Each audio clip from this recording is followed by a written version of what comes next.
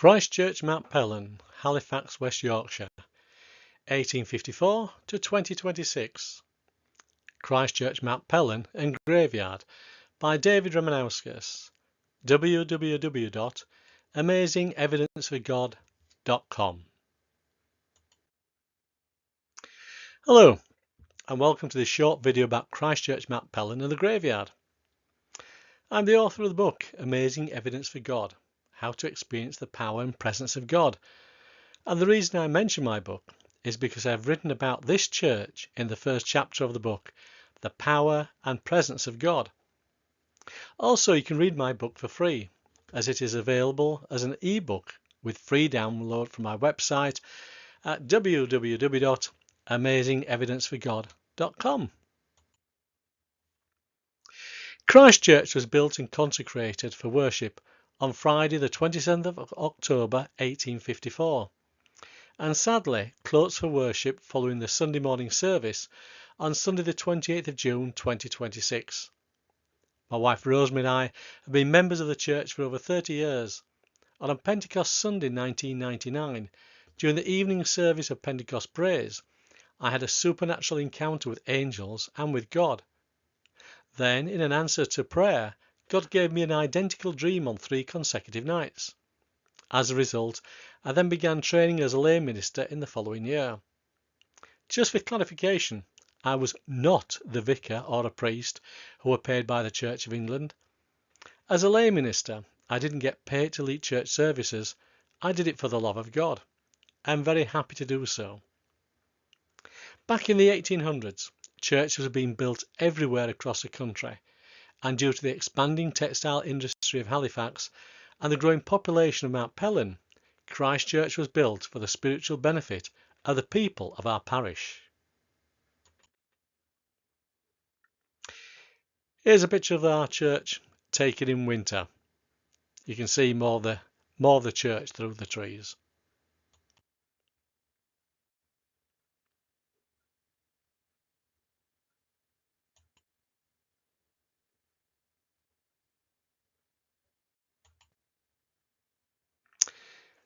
This was taken on Remembrance Sunday, with the poppies lovingly sown on by the ladies of our church. Here's a photo of the inside of our church, and while many of the congregation missed the pews which we had instead of these modern comfy chairs, it didn't mean we could move the chairs to suit the various activities and the church services. Though, as someone who often had to stack the chairs out of the way and then put them back again for the Sunday morning service, I can tell you those chairs seemed very heavy by the time I finished setting them up. This is the first of 2 panels to the Lady Chapel, which remembers our soldiers from the First World War. And the second of 2 panels to the Lady Chapel, again remembering our soldiers from the First World War. We don't usually have anyone standing guard outside the Lady Chapel, but they attended our special open day service. Here's the full-size colours of the Duke of Wellington Regiment. And one of the stands at the church open day.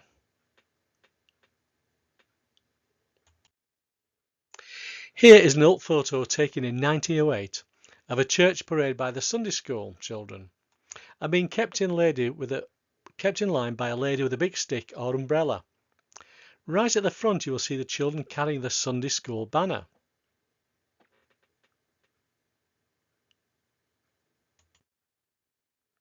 I discovered the banner rolled up and discarded in the boiler room.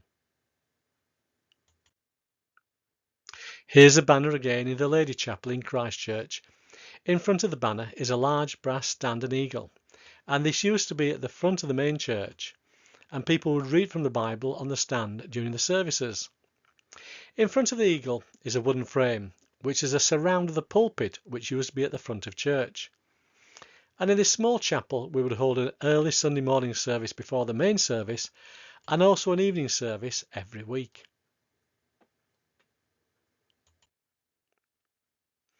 Christ Church Mount Pellon has a graveyard.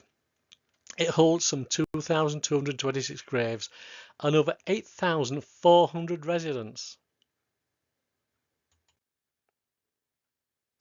In 2022, the COVID pandemic restrictions came to an end and Christ Church resumed its church service and activities.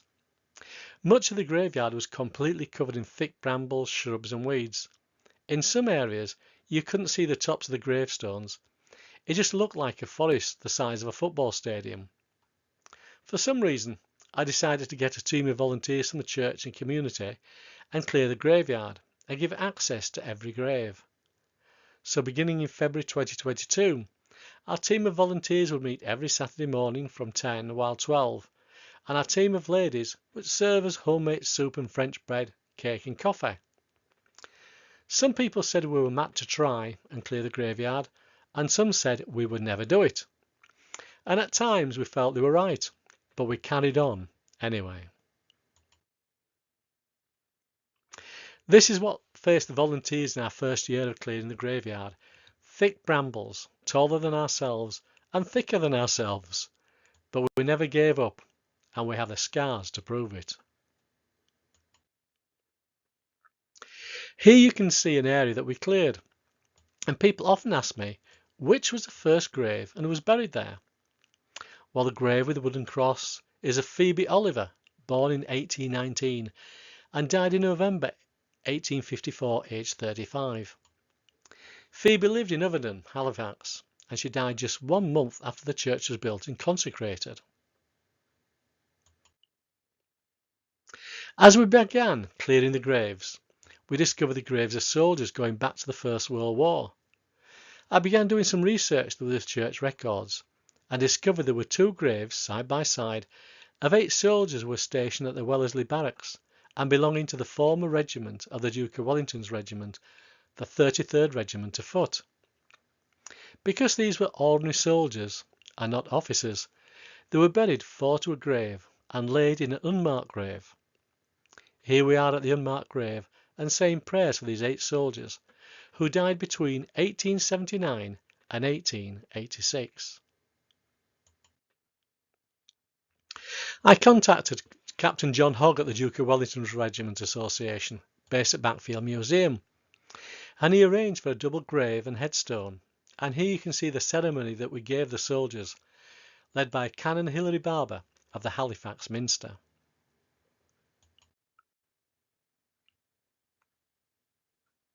Between the memorials in the church and the graves, we remember here nearly 100 soldiers from 1879 to the present day. Here's a grave I remember well, because I spent 30 minutes hacking through dense brambles to get to the monument, only to discover I was at the wrong one. And so I spent another 30 minutes clearing the grave of this monument. In this family grave, we remember John Harrington, who joined the army at the age of 16 by telling them he was 18. He served for 21 years in the army and served through the action of the Indian Mutiny of 1857, receiving a medal and clasp denoting the Indian Mutiny service. He returned to Halifax and worked as a textile dyer. His son Albert fought in the Boer War of 1899 to 1902, and his son John served in the Duke of Wellington's regiment during the First World War.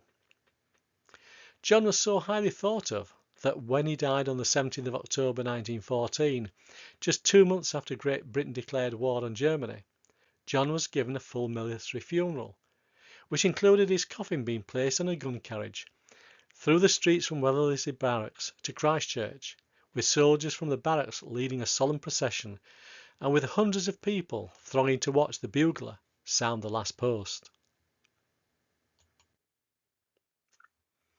This grave includes a memorial to Sergeant Henry Noble, born in 1789 and who died in 1860, aged 71. He joined the 20th Regiment in 1809 and served during the Napoleonic Wars and survived 7 battles. He also served at St. Helena in the East Indies from 1831 to 1833, the island where Napoleon lived in exile following his defeat by the Duke of Wellington at the Battle of Waterloo. As we began uncovering the graves of thick brambles and reading the inscriptions, we were all hoping we'd find the grave of someone famous, like Anne Lister, who the TV series Gentleman Jack was about her life here in Halifax.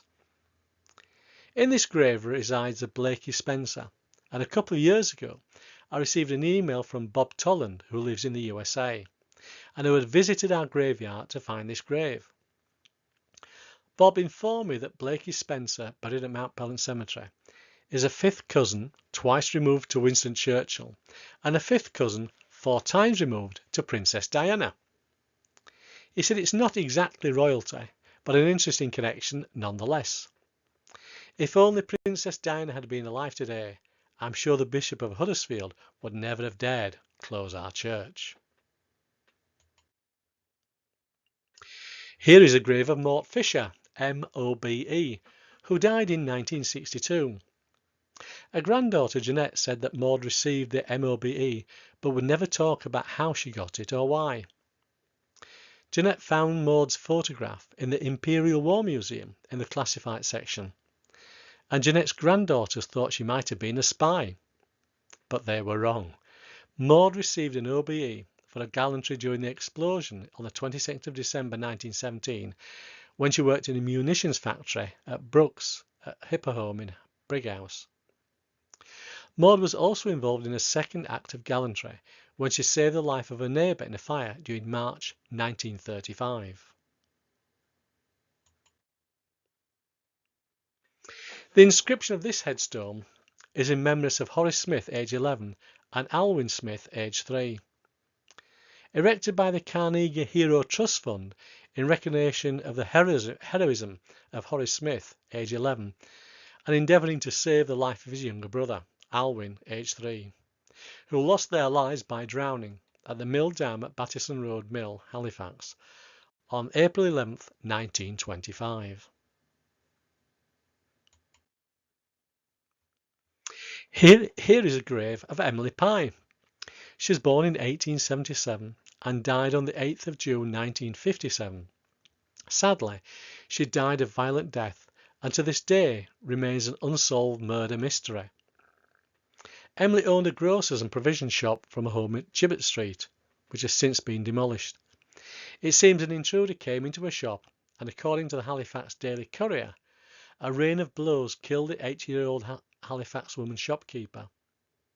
Scotland Yard led the investigation and there was a big manhunt for the killer, but the killer was never found.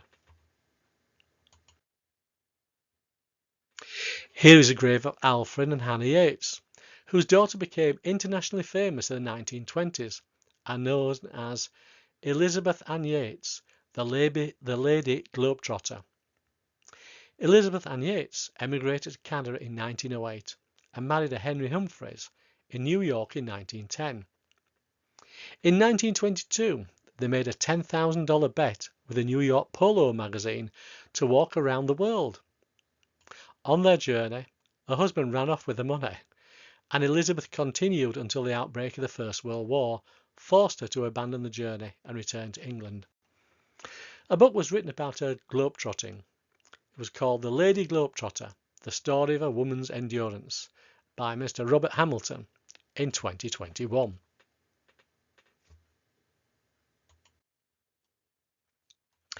Here is a grave of William Heaton, who was born in 1805 and died in 1871. At the age of 9, he went to work as many of the children his age did in those days. He attended church Sunday school, where he learned to read and write, and developed a love of writing poetry. He became known as the Poet of Calderdale and published 2 books on poetry, The Flowers of Calderdale and The Old Soldier and the Wandering Lover, and other poems. He became the first keeper of People's Park from 1857 to 1867, when it was given by Sir Francis Crossley of Crossley's Carpets. Here's a drawing sketch of William Heaton himself.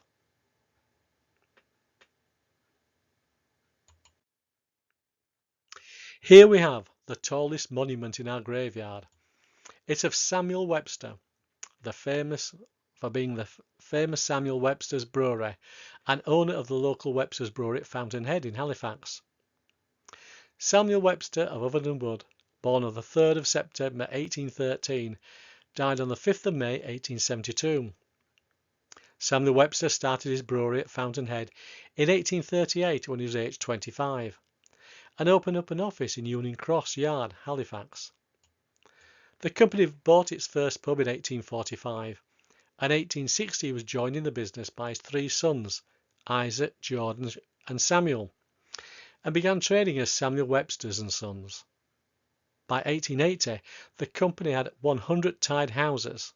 In 1890, the business became a registered company with £175,000 in capital, which in today's money is worth well over £18 million.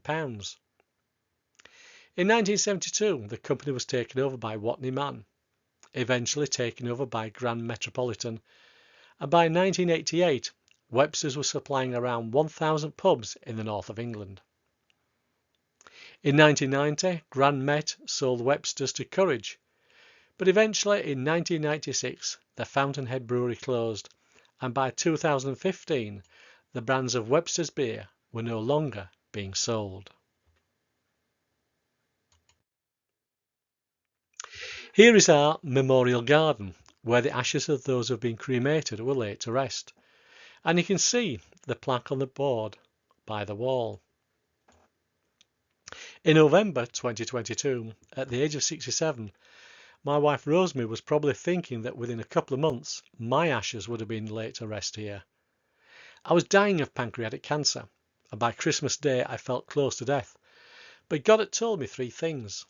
Number one, God had healed me before and would heal me again. Number two, now was the time to begin my ministry. And number three, the words from Psalm 118 verse 17. I shall not die but live and declare the works of the Lord. So I asked Jesus for something. I asked Jesus to heal me without surgery or any medical treatment. I wanted my testimony to be that Jesus said he would heal me, and without any surgery or medical treatment, Jesus healed me. And that's exactly what happened, praise the Lord. And that's not the only miracle I've experienced in my life. That's why I wrote the book, Amazing Evidence for God, How to Experience the Power and Presence of God. And I made the book available for free as an ebook with free download from my website so everyone could read it for free. Here is the old church map. The pink lines show the original graveyard and the yellow lines show the extension to the graveyard.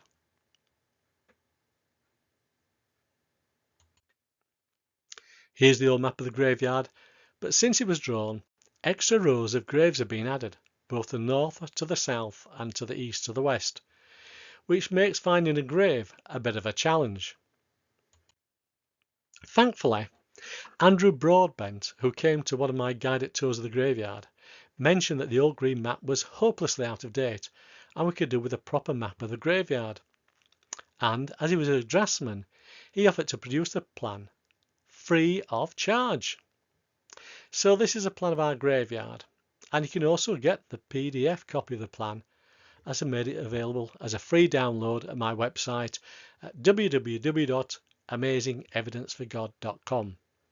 And thank you to Andrew for all the hard work you did in preparing this plan for our church. Well done. From September to April, our graveyard looks like this, with access to all the graves. But every May, the sun shines and the rain falls, creating the perfect growing conditions for the grass, brambles and tall weeds. So from May to August, our volunteers have a bit of a battle on our hands. And if you'd like to help us and have your own gardening equipment, then you'll be most welcome.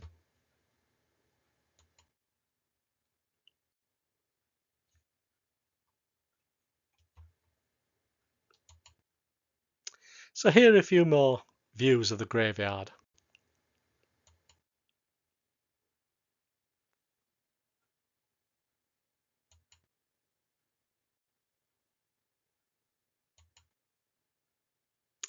If you've ever seen an old man wandering round this graveyard with an A4 notepad in his hand, mumbling and muttering and counting the grave numbers, that was probably me.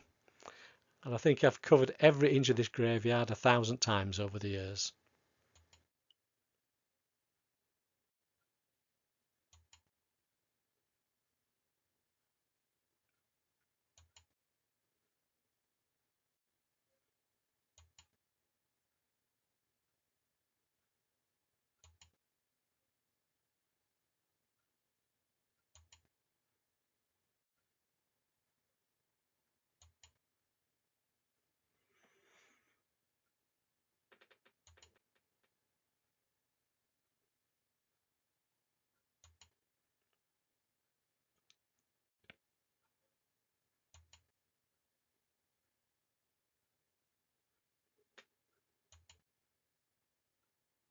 Now, here are the ladies who would welcome you on a Saturday morning with a cup of tea and a chat and provide the soup, lunch and cake for the volunteers. But now the church is closed, we have to work without tea, soup and cake. And here is a photo taken on the last Sunday service before closure of our church on Sunday the 28th of June 2026. Thank you for taking the time to watch this video of Christ Church Mount Pellon and the graveyard.